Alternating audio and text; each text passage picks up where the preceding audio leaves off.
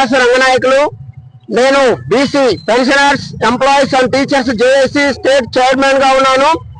ఈ మధ్య కాలంలో తెలంగాణలో బీసీలకు స్థానిక సంస్థలలో 42% ఇస్తానన్న ప్రభుత్వం, అటు రాష్ట్ర ప్రభుత్వం ఇటు కేంద్ర ప్రభుత్వం మోసం చేయడం వల్ల అది కట్టుకోలేని ఈశ్వరాచారి అనేటువంటి ఒక ఆటో డ్రైవర్, ఒక సామాన్య కుటుంబీకుడు తన పెట్రోల్ పోసుకొని ఆత్మార్పణ చేయడం జరిగింది. ఆ ఆత్మార్పణ ఊరికనే పోలేదు. ఇవాళ తెలంగాణలో స్థానిక సంస్థ ఎన్నికలు జరిగినాయి.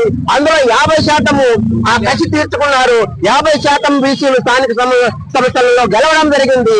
కాబట్టి ఈ రాష్ట్ర ప్రభుత్వాలు గాని ఈ కేంద్ర ప్రభుత్వాలు గాని ఈ మా బీసీలకు రిజర్వేషన్లు 9వ షెడ్యూల్లో చేర్చి తగిన న్యాయం చేయకపోతే, చట్టసభలలో రిజర్వేషన్లు కల్పించకపోతే వీరి సత్తా స్థానిక సంస్థల నుండి మరి చట్టసభల వరకు, ఎమ్మెల్యే ఎన్నికల వరకు వారి ఓట్లు వారు ఉపయోగించుకొని వారేంటో వారి బలమేంటో ఈ యొక్క ప్రభుత్వాలకు తెలియజేస్తారని ఇందుమూలంగా ఎంప్లాయీస్ తరఫున బీసీ ఎంప్లాయీస్ చైర్మన్ గా బాలాసు రంగనాయకులు హెచ్చరిస్తున్నాను ప్రభుత్వాలను.